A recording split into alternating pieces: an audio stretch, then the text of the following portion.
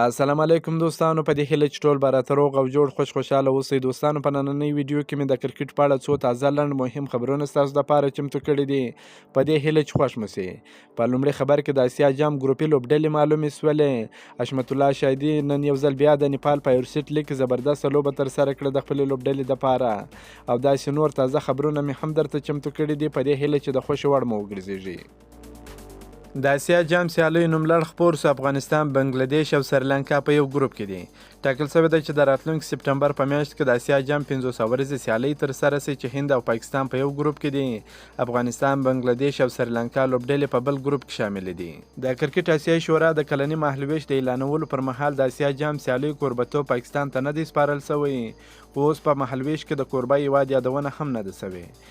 له بلې خوا د کرکټ اسیایي شورا مشر جی شاه اشاره کړې ده چې د پاکستان په کوربتوب د اسیا جام سیالیو کې به د هند لوبډله دغه هیواد ته نه ځي. د دې ترڅنګ د اسیا جام 16 ورځې کرکټ سیالیو کې به د ایمرجنګ لوبډلو سیالیو هم د هند الف لوبډله، پاکستان الف لوبډله، سریلانکا الف لوبډله، افغانستان الف لوبډله او بنګلادیش الف لوبډله، دوې نورې کوالیفای کوونکې لوبډلې به هم شاملې وي. د دسمبر په میاشت کې به د 19 کلونو ځوانانو اسیا جام هم د دې پروګرام یوه برخه وي چې د پاکستان 2 کوالیفایران، بنګلادیش، افغانستان، سریلانکا لوبډلې به یې برخه وي.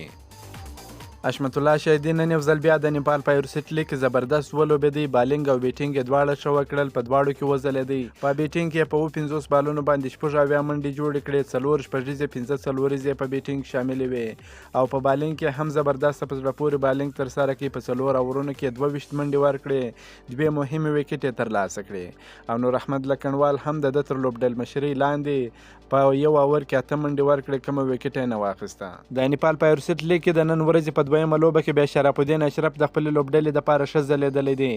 نوموړي په بالینګ کې په 1 اور کې 4 منډې ورکړې دي، 2 مهمې ویکټ یې ترلاسه کړي دي، او په بیټینګ کې بیا زبردست ځلېدلی دی. په 22 بالونو باندې 13 منډې جوړې کړي دي، 3 څلوریزې، 3 شپږیزې په بیټینګ کې شاملې دي.